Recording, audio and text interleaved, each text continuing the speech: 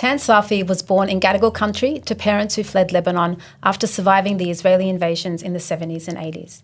They are a documentary filmmaker who has worked with NGOs fighting against human rights abuses, child trafficking, sex slavery, deaths in custody, and more.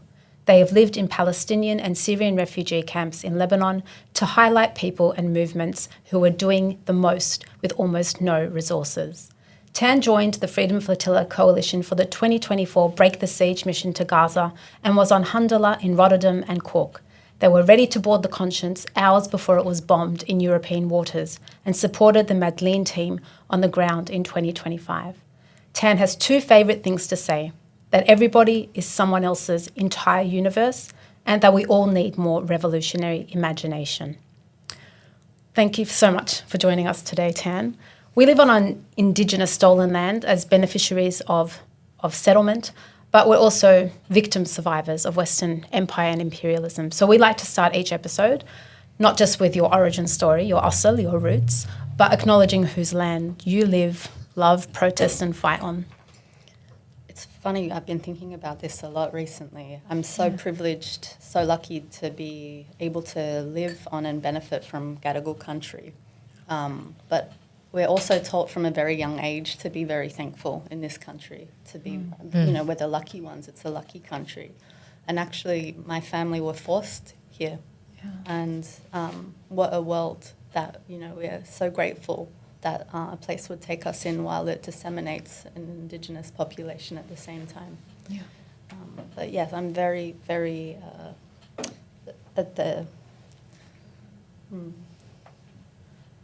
as someone who has been privileged enough to work with a lot of Indigenous communities around the colony, I feel very grateful that I've been welcomed into those spaces at the same time. Yeah. It's also like this bittersweet irony that the British are the ones who basically are the cause of the loss of our lands and also the cause of dispossession here. And so I think that binds us in that struggle for mutual liberation. Absolutely. Yeah. Tell us about your origin story as well, so your family, your roots, and how that sort of links up to the fact that you're here now. I mean, like most of us, I'm a bit of a meze plate, I like to say. So my great-grandfather is from Nablus, Palestine, and my dad's mum is from Syria. And on my mum's side, they're Lebanese Syrian. But they met in Lebanon. They had my brothers during the Israeli invasions, as you mentioned. There was this moment, they were living in Shweifet, and it was in the 80s, and an Israeli missile was fired toward their home, but it actually lodged in the ceiling and it never exploded. So my brothers, my mum, dad, and grandparents were in that house, and they're just miracles to me. That's a story that I learned much later in life. Like, again, many of us diaspora kids, our parents don't talk to us about their traumas. But yeah, that was kind of the final straw for them, and they were able to come here. My teta lives in Shweifet, actually. So Really? how did we not make that connection sooner? It's still, to this day. So, Allah yahmiya. Well, your family's story, as you've just outlined, is intertwined with Lebanon's history of war, civil war, and displacement. And now your own work has taken you to refugee camps and to front lines of solidarity missions. How have those inherited histories that we carry shaped not only your political convictions, but also the way in which you choose to tell stories through film? The first film that I ever made, it was after living in Tripoli in Lebanon, and a civil war broke out. So it was my first experience with bombing and shelling, and it was a few days into me going to my teta's house in Abu Samra. While the war was happening, we were under curfew, and I started drawing what I was seeing. And I was about 20, 21. And when I eventually managed to escape, because that's what I had to do to get out, I turned it into a short film. And that short film, through all the hand drawings, won a United Nations award, and I was sent to New York, and I realized people actually care and people actually want to tell these stories. I'm sorry, people actually want to hear these stories. But at the same time, I was really quite exhausted by the fact that our stories were always surrounded by grief and destruction and survival. So I was trying to find that balance, I think, from a young age of, we exist, we're human, this is very much a part of us, but it's not all of us. Like many people who are survivors of any kind of trauma.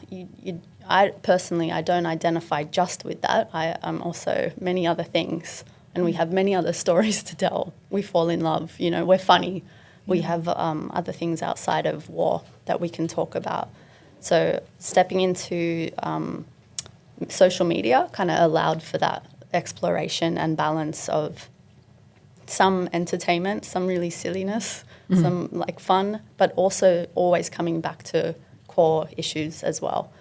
And I think when I worked for BuzzFeed in Sydney, it was the first time a lot of people saw an Arab person like that on such a huge platform and just being human, and it was very important to people. I didn't realize how big it was at the time, but that was the feedback I got from people in the public.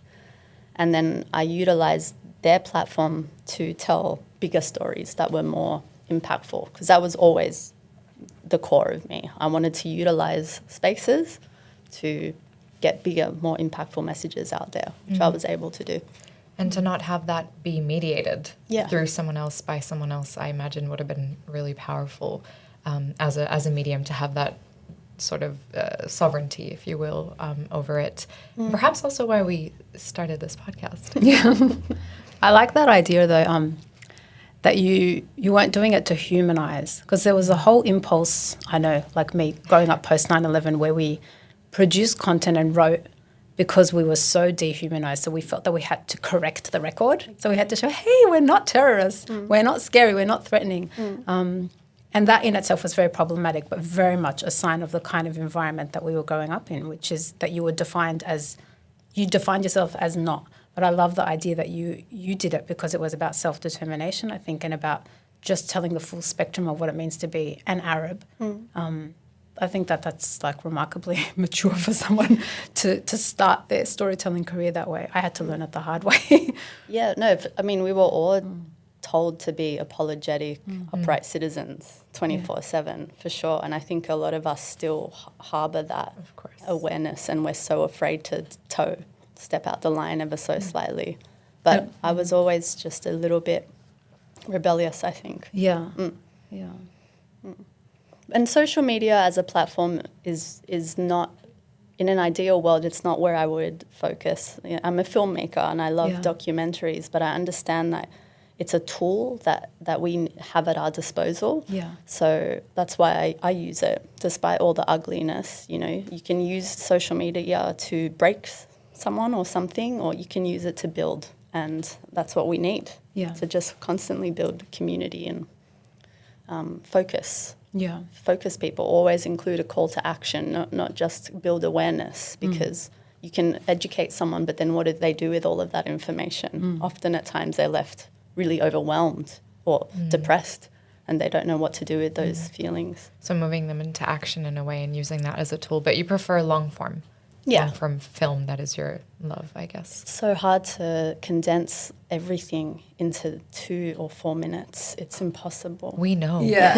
Yeah. It feels like that's the demand, but we have to resist it. There is the space for longer contemplation, and For sure. Definitely. and the material also, you need to honor it as well. It feels disrespectful. Yeah. Yes. Yeah, I know. It feels dirty.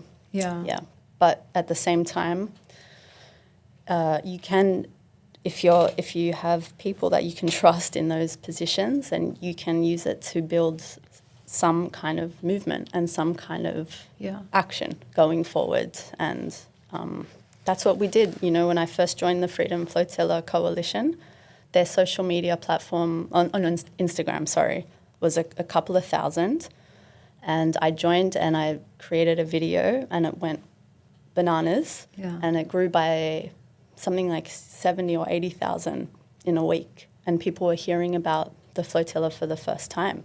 And it wasn't my proudest work, but it did something, you know, and you can't quantify it. It's not likes and followers. Yes. It's not everything, but it moved people and it got us to where we are now, 100%. It's an access point. And not to flex, but I might have been one of the OG followers from a very long time ago. So I'll proud. give you an autograph. Pretend. So you've lived and worked in Palestinian and Syrian refugee camps, and more recently on the Freedom Flotilla, and you've seen communities trying to, you know, organise themselves with almost no resources, but they've had just this incredible resilience. So what's it been like for you to witness that? And can you tell us not just about like the resources, the material resources we'd often think about, but when you're in that kind of a setting, like the people resources, the emotional resources, how much does it take to have that kind of resistance and show up? Okay, I think the work I've done in Lebanon and the FFC are very different in terms of the people.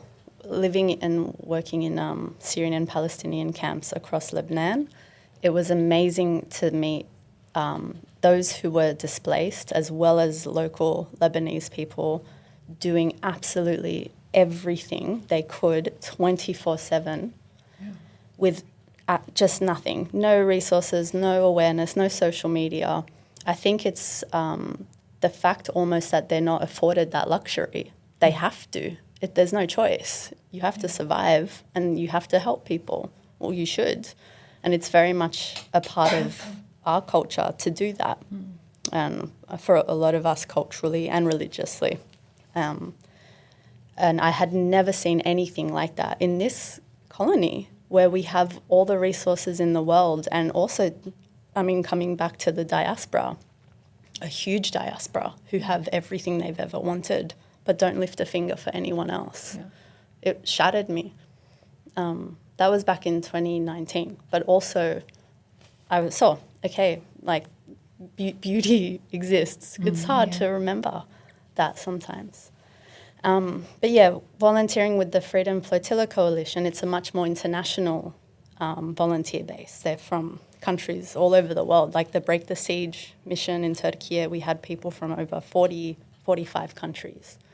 And it's mostly people who come from privilege because, you know, passports. They have the income to be able to travel to a destination and do this kind of work. But can you give some context about Break the Siege, just for those who aren't familiar with that and why it was launched? Yeah. So last year, that's when I first joined FFC in March. The Break the Siege mission, it was supposed to launch from Istanbul in Turkey with 5,500 tons of humanitarian aid and about 800, 900 volunteers on 3 ships. And I went there very, very much in a state of despair, and it was kind of like the thing that saved me. I think meeting all of these people from all over the world who they had just as much to lose as you or I or anyone in this room or outside. Like, they're human. They have siblings and parents and children and jobs and loved ones. But they were all willing to give everything to feed Palestinians in Gaza. And this is over a year and a half ago. Yeah. But yeah, those ships were deflagged. Israel and US pressured Guinea-Bissau to deflag the boats, which means they can't sail because every ship needs a flag legally, and FFC follows international law, unlike the terrorist state of Israel. And so we couldn't go. But again, yes, it takes like a certain amount of privilege to be in those spaces, but it really took in what I saw. I went with the mentality of like, you're not here to make friends, Tan, just focus. And I fell in love with everyone, just constant love. Like it was overwhelming how much I loved, because they were here because they were human, and there was a readiness for everything and anything, which is really hard. A whole episode on that, but isn't that partly the point? Would you say? 100%. Relationships and the connection and the community building and the solidarity. And I mean, even just going back to the camps, I think that would be what you saw is rooted in exactly that, is rooted in love, is rooted in care in our culture and communities of care. And I think it's rooted in the fact that you're forced to innovate when you have very little else materially. Yeah. And this world makes us feel so isolated Yes. in our insanity and our outrage and our grief and heartbreak. So when you're in a room with people who feel that too, you don't have to say anything, like how I feel with you both. And again, they're just willing to actually put everything on the line. There's no language for this, I don't think, actually, yet. Maybe after these flotillas, but it's the most human I've ever felt. I heard this interview with Ahad Tamimi today, where she was saying that the most dangerous thing that Israel does is to colonize the mind. Yes. And I think it's that the colonization that's happening globally is to make us think that we have no power, that we are atomized, that we can forget that another world is possible. So when you meet people who have an imagination to think, actually, we can build an alternative way of living, that is just so powerful and infectious. When I first heard about the Freedom Flotilla Coalition, it was through my cousin, Rahab, and I remember thinking, that's never going to happen, come on. And I just sat with it for a second and I thought, well, what else? What else am I doing? Because at that point, it was just protesting every Sunday. And personally, I don't think that's enough. Yeah. I was sick with how outraged and disgusted I was feeling with the violence. And again, this is a year and a half ago. And I remember the fact, and I reiterate this all the time, we live in a society that tells us from the very beginning, from when we're really young, to never help that person. It might put you in danger. Yeah. You know, to put the mask on first before you put it on someone else. That you're small, that you should stand in line, that you should be polite, it's this apologetic, constant reminder that if you do something slightly deviating from the norm, that you risk something, right? That's on purpose. Yeah. That's so that we remain repressed, subdued, scared. And we need to fight against that. While we're fighting against the system, this is a huge part of it. Yeah. And I think that's why people are so enamored and shocked when they hear that someone doesn't agree with that and actually does something the total opposite. It shouldn't be that way, that it's such a big deal.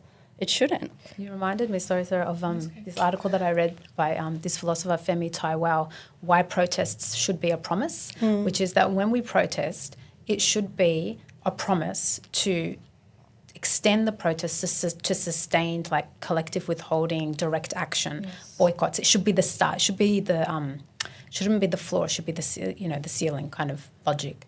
And then Kwame Ture, about the amazing African American civil rights leader, who also spoke about the difference between mobilizing and organizing. And people who mobilize like for reform, whereas organizers mobilize for revolutionary change against systems. Yes. And I think that's what's so powerful about something like the Freedom Flotilla. You're not just there, like, you're not just doing the bare minimum. You're actually attacking the system that sustains all of this injustice. Yeah, and like you were alluding to, it takes that revolutionary imagination. You have to think outside of the confines of what they tell you to. Them allowing us to walk down a street every so often, and even the Harbour Bridge, like that fight was so huge. But at no point will I ever thank them for that. Yeah. This is not their land. They don't get to tell people where they get to protest a genocide that they're helping create and maintain. That's right. So we need to be revolutionary in our imagination to say, okay, what else can I do? And become our own heroes, It's like we all want someone to descend and to tell us exactly what to do or to do it for us. But we need to see that it's within all of us. Yeah, I love that. I think It's so easy to shirk that responsibility and to offload it onto the activists. The activists will do it. I'm not an activist. They'll save us. But actually, instead of waiting for the revolutionary activists and obviously, the people that have led us to this moment, the Malcolms and the Angelas, I think we need to realize that we're it for each other, and we all need to be activists, and that is a state of being. That is a way of life. And yes, it starts with the imagination. I often say it's our playground. It's the playground of the oppressed, and it's a starting point. I like that, playground of the oppressed. Yes, I really hope that it was me who came up with it, and I'm not just forgetting that I read it somewhere. But in any case, I want to go back to the Madeleine. So you're on the Madeleine. Can you tell us quickly about the significance of the name? So I was supporting the Madeleine from the ground as part of the media team, and the boat was named after Gaza's first fisherwoman. And at first we wanted to, because the boat was purchased a while before it actually sailed to Gaza. And to be honest, we were scared that talking about her name would put her in danger, of course, because they target people. She's in Gaza, so they target people in Gaza for far less. But we reached out to her, and she was very, very excited and very honoured, and we had a beautiful conversation with her. She's incredible. There's actually a documentary about her as well. So her dad was a fisherman, and she learned from him. And of course, the FFC's goal is to break Israel's illegal siege and create a sea corridor to Gaza, which we are legally entitled to do. So a massively in honour of her work, and as a feminist and as a staunch, she's a pioneer. She's incredible. She has a bunch of children, and we're worried for her, of course, every waking second of every day. But yeah, beautiful, beautiful human being. I love that symbolism. In light of your recent detention and the psychological brutality that you described, that you experienced at the hands of the Israeli Zionist military, how do you navigate the tension between the personal risks of activism like this, of frontline activism, as well as the imperative to stand in solidarity in the way that we've been describing? You might want to also explain what happened, because maybe our listeners don't know that you were actually arrested, but go in as detail that you're comfortable with. And just gently, if you need to.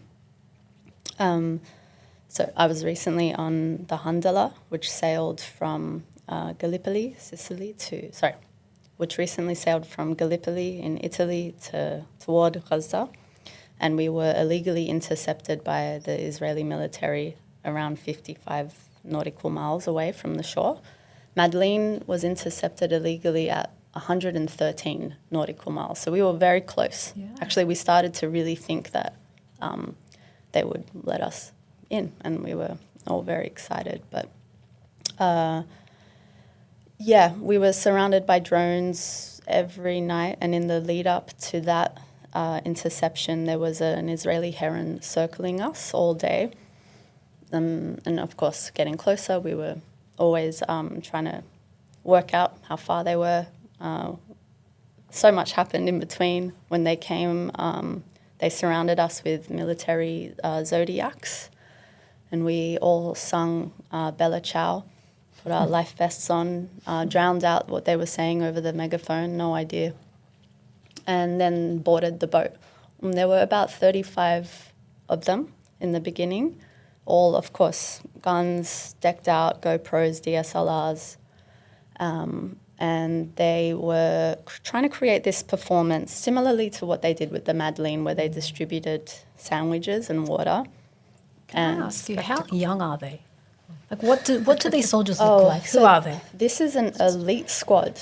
Okay. They're like a special unit, 13. So these people are very different to the soldiers ordinarily that would fight in Gaza. They're actually worse. Yeah. They're trained assassins. they were a mix of ages. I tried to look at all of them in the eyes and just kind of analyze them. Mix of genders. They didn't look anyone the same kind of person, but they all had this very theatrical performance where they were handing us water and sandwiches, and I said, "How dare you give us any? I'm not touching anything that you touch. You're starving babies to death. We're not going to be a part of your propaganda movie." And they were trying really hard to pressure Vigdis, who was the older woman with us, 70-year-old Norwegian legend. She's so staunch. She had no fear. And no one did, actually. Like, genuinely, none of us were afraid when they came. They were every stereotype you imagine in terms of the script, in terms of... it's exactly what you would imagine. Violent, but also trying their best to bite their tongue and trying their best to stay, while the cameras were rolling, appear human. Yeah, so they were trying to give Vigdis this food and water repeatedly, and I just told them to respect their elders and no means no, and listen to her when she says no, and they backed away. But then the camera stopped. And it was strange because everyone started passing out, and I'm still trying to make sense of this, to be honest, because we were all on the deck in very uncomfortable positions, and the waves were coming onto us and wetting people, but one by one everyone just went to sleep. And I remember thinking, this is not normal. And I was sitting with Robert Martin, actually, and I started to feel like I just couldn't stay awake, and I was fighting against this. And if you know me, I'm the most hypervigilant guard dog imaginable. Like, I saw these people, and they are my family, and I wanted to make sure nothing happened to them. But I couldn't fight this feeling, and I passed out as well. So there was some kind of biological warfare used against you, some kind of substance. I don't know. I Possible. mean, prior to the interception, there was a fog that surrounded us that we could see. Yeah. It's like a movie. Yeah. I mean, isn't this the whole point, though? It's part of sustaining this colonial spectacle, everything that you've described so far. It's theater, as you said. It was. And just before I fell asleep, they started to show their true colours. So they started saying things like, is this your first time to Israel? We've just come from Gaza. They started boasting about having just killed people there. And, you know, the most boring things like, what's Palestine? And I was just like, are you still doing that? Uninspired. Uninspired. But yeah, they became extremely aggressive in the morning when we were at Ashdod port, and that's when they pinned my comrade Chris Smalls down to the floor. As soon as they got us off the boat, one by one. You had so you'd fallen asleep, and then you woke up and you found yourself in port? No, not yet. Okay. No, sorry. I'd fallen asleep, and I kept coming to a little bit, and I saw that they were taking photos of all of us. And I saw even at one point they had this Hessian bag that they kept bringing off and on to Handala. Like a Zodiac would come and they would bring the bag, and it had heavy metal objects in it. So I assumed they were trying to plant weapons around the boat, because that's generally what they've done to previous flotillas, to make them look violent. And I also saw them, because I could see from above, they were in our bedrooms planting things. And I got reprimanded for looking down there. But yeah, when I properly woke up, it was the daylight was coming. It was 12 hours between the illegal interception and Ashdod port.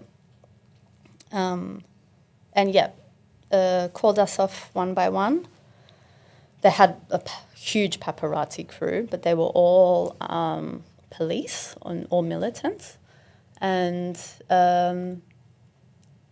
after they pinned Chris down, And Chris was the only African American Yes. black man. Yeah, it was like 7 or 8 men just grabbed him. They put the rest of us in a room, and I said, "Where's Chris?" And that's when the psychological games kicked off hard, because this one guy who seemed to be in charge would say things like, "You'll never see him again. You don't have a right to ask." And I said, "I have a right to a lawyer. You've human trafficked me, so at least give me that." And yeah, they became more and more aggressive with each of us. And at one point I had asked again to see Chris, and they just came in and picked me up by my arms and threw me out of the room into a smaller room, told me to take off all my clothes. And I was shocked a little bit because, I just remember it was like such a big space. I just looked at one of them like, really? Like here? And they're like, yes. Male guards? Both. Soldiers?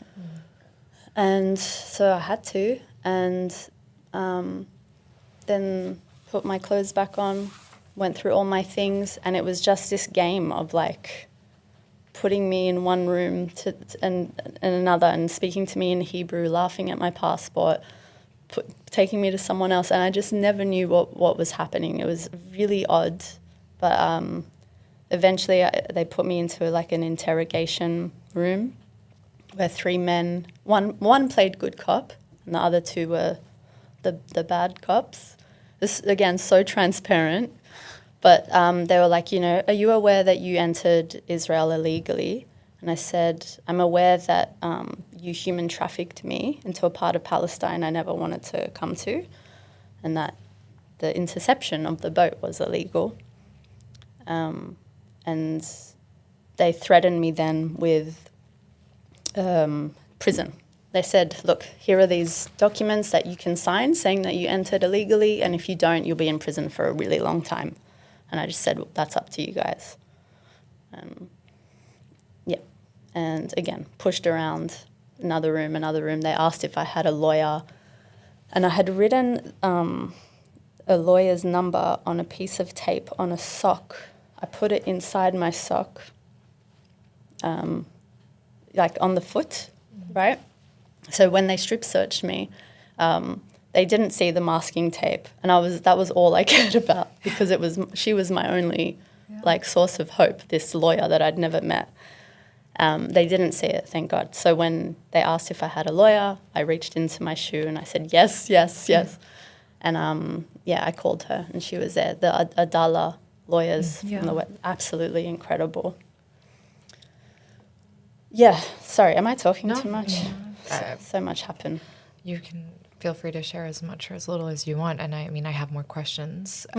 They didn't explain to you what you were doing, what the process was, how long you'd be there, what your choices were. They're speaking in different language. So all these things that we actually know are pretty trademark, obviously, for so-called Israeli authorities. I also, what happened to your stuff? I mean, I know that that's not the priority, but I'm just interested in the fact that they took you off the boat. What happened to the boat at that point? What happened to your things? Was there any information? They took all the bags that were on deck, and one of them was mine, and it had a lot of things inside of that, and they put that on a Zodiac and left, and I never saw that bag again.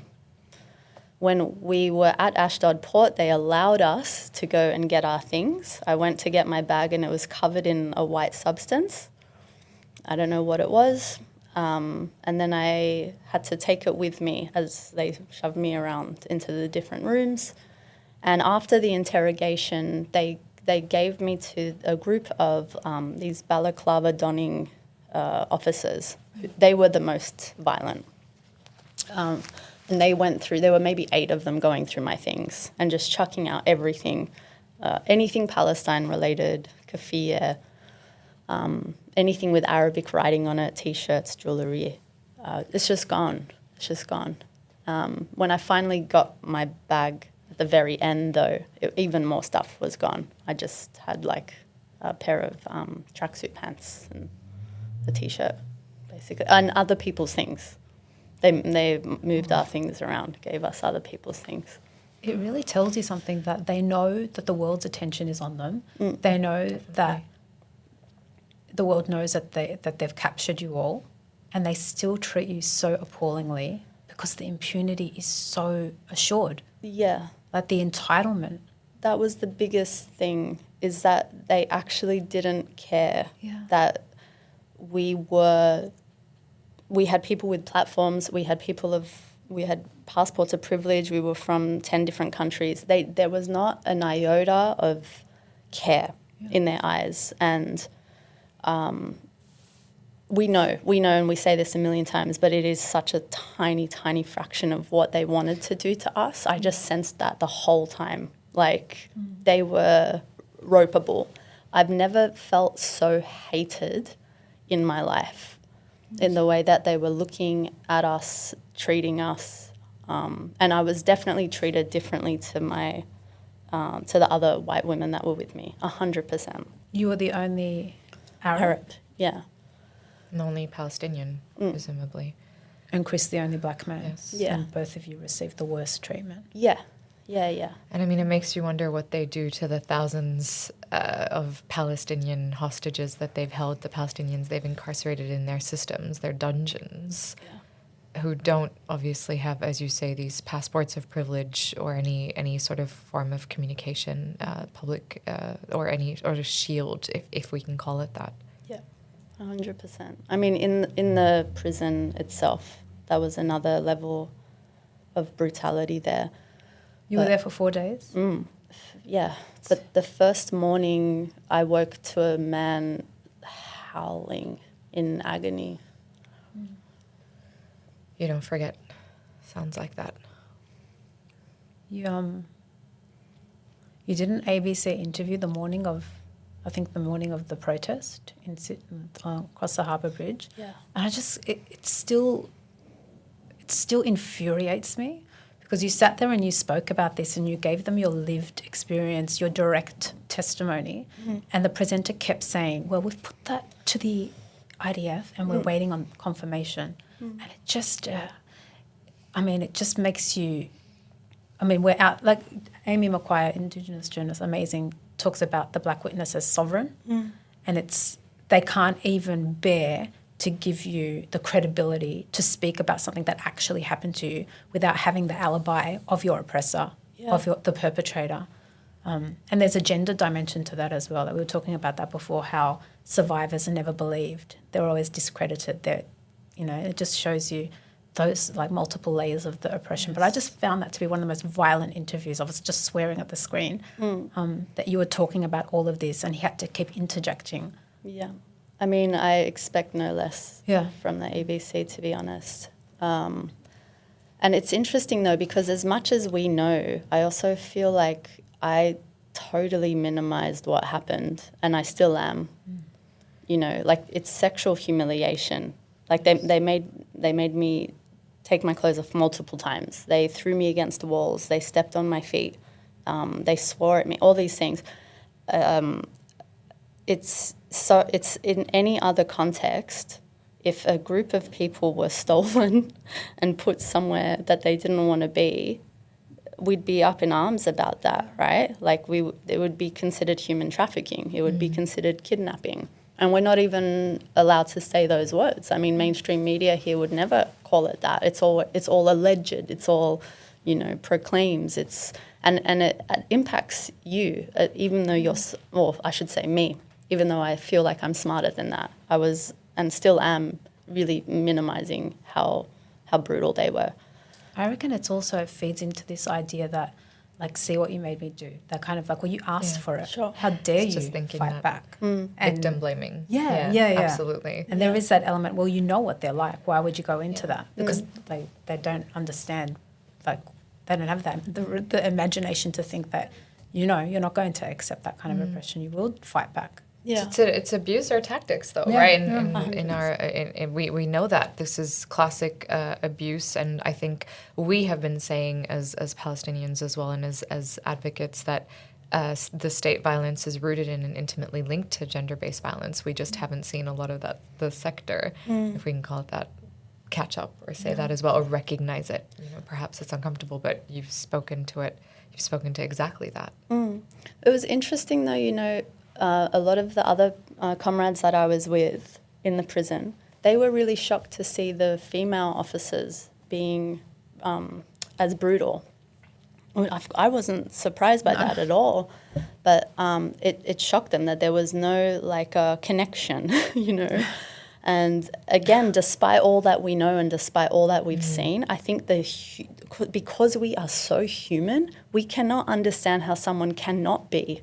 It's like trying to watch a serial killer documentary, and you're like, how is someone capable of that, of doing that to those people? And this is a whole state doing it to millions of people. So our brains and hearts can't compute, and we look for any kind of connection, whether it's that we're the same gender or, and there's nothing. It's psyche in a system. Yeah, we were cockroaches. We were dirt. We were nothing to them. That's really profound.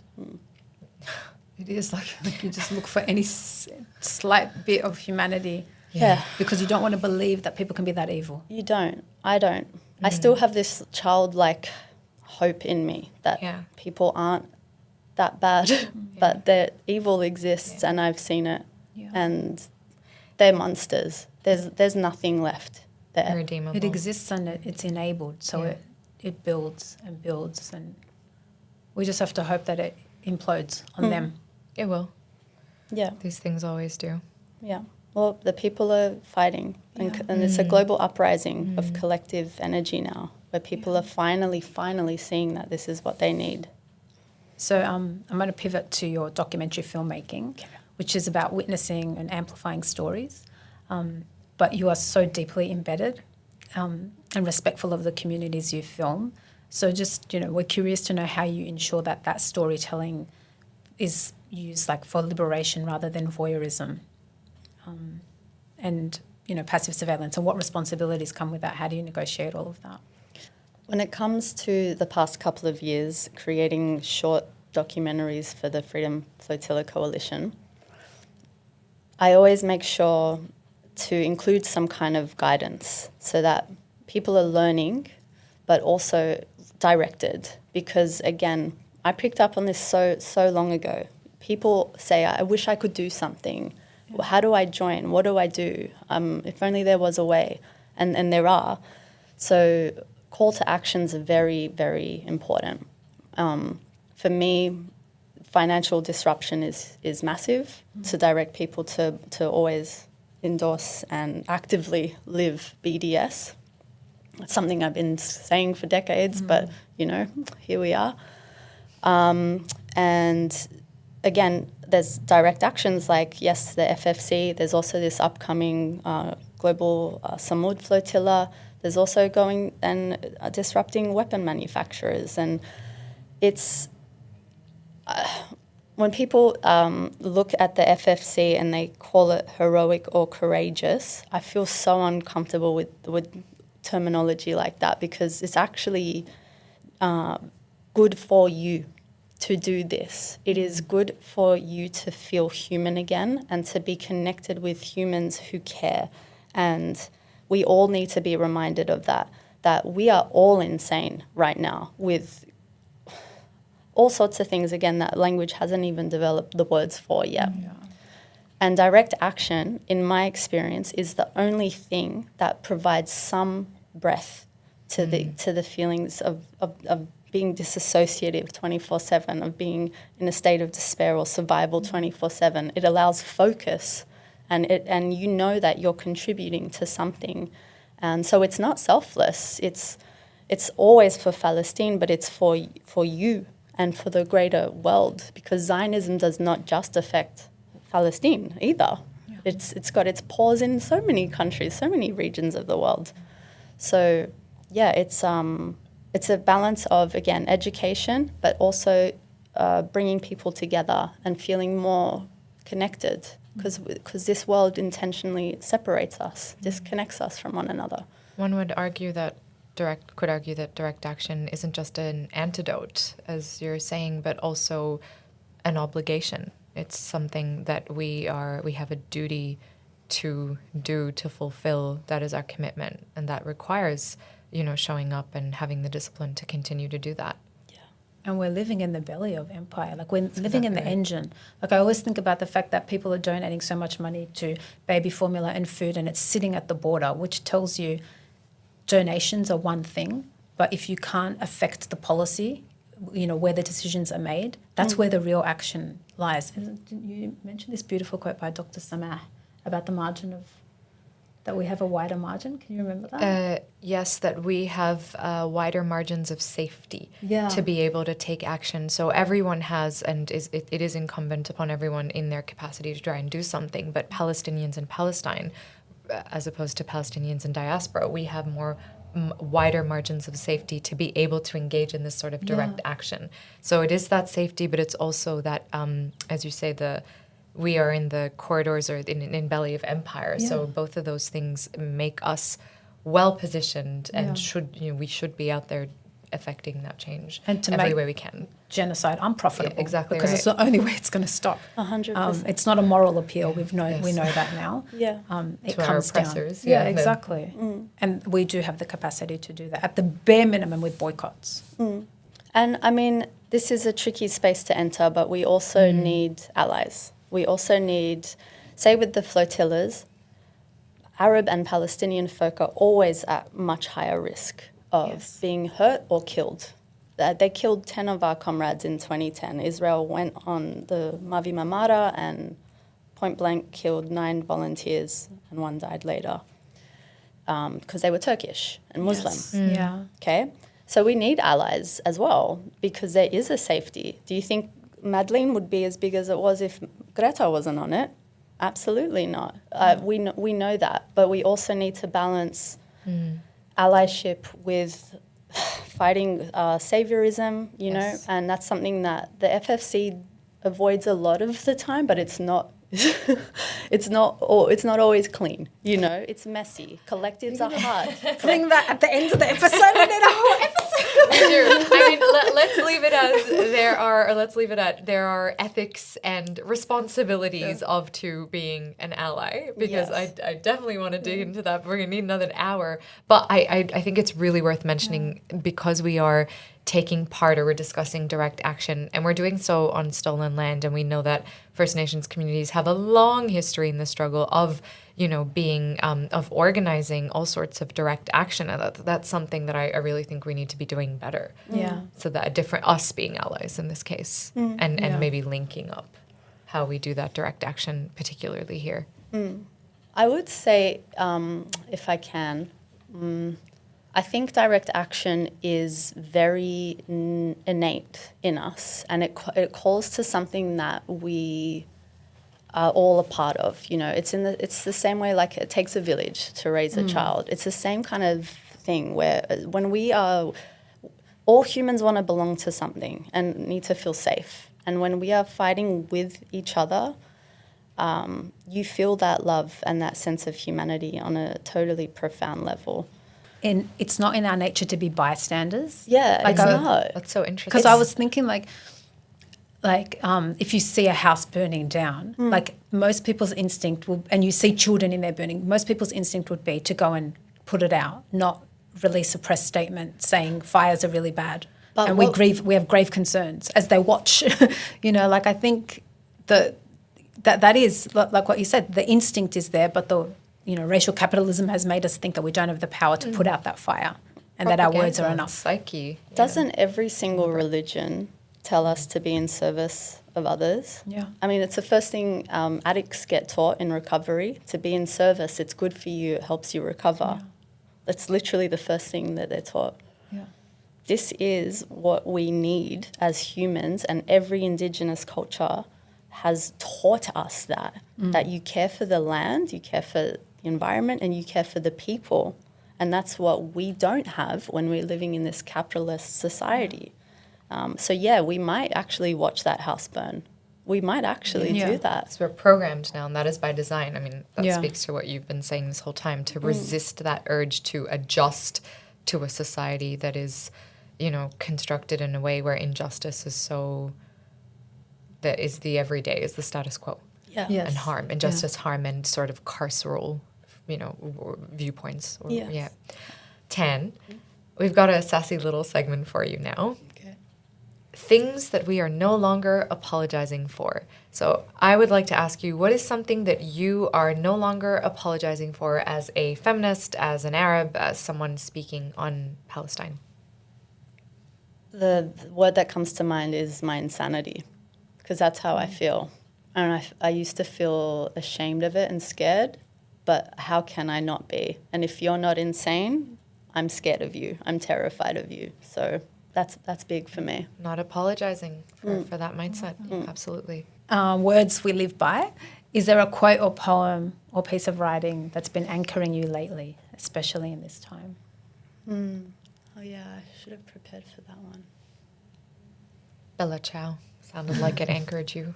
Oh gosh. There was one day in Gallipoli where an Italian local came and started singing from her car, the roof of her lungs. She was singing Bella Ciao, and it was the most beautiful thing I'd ever heard. She was hysterical at the same time crying, but so strong and fighting through. That's why we chose to sing Bella Ciao when the IOF came, in respect for our comrades in Italy. They really supported us. There's nothing specific. It's just, I think I try to remember that every single fight that we've ever won has taken sacrifice, and that it's not extraordinary. It shouldn't be that way, but it is. And so we all need to sacrifice more. Beautiful. If you could send our listeners a feminist care package to get through these times, what would be in it, aside from a sock with a lawyer's number on it? Gosh, a care package. I'm probably the worst person to ask about care, to be honest. In terms of self-care, I don't even know what that looks like anymore. A card that says abolish Israel. Sorry, should not be answering this segment. No, please, continue. I will send you a care package. I tell you the little postcard that says abolish Israel. I saw two people in Elizabeth's bookstore in Newtown fighting over your book yesterday. Literally, Wow. like a beautiful fight where they were like, do you want that? No, you buy it. Two women, of course. No, please, you take it. And they went on for like 10 minutes, and it was gorgeous. So I would send them your book as a cat. Wow. Like, what a better moment to see how important words are and connection is, and literature and art and connecting people, that these two women just couldn't decide who gets the gift of your words. Thank you. Yeah. Thank you so much for joining us on today's episode of Two Pals in a Pod. We're really so immensely privileged to have you, and really grateful for your time to be able to talk to us, especially in the immediate aftermath of everything that you've just experienced. But I feel very, somehow, despite this week of hell, feel very buoyed by our conversation, our connection, and your presence. I know it's really challenging, but as you say, these are the things that we get to hold on to that keep us going. Yeah, we're lucky we have each other. Yeah, this is our self-care. Yeah, you're being right. with each other. And direct action, actually. That's Yeah. self-care. Yeah. Thank you. Thank you.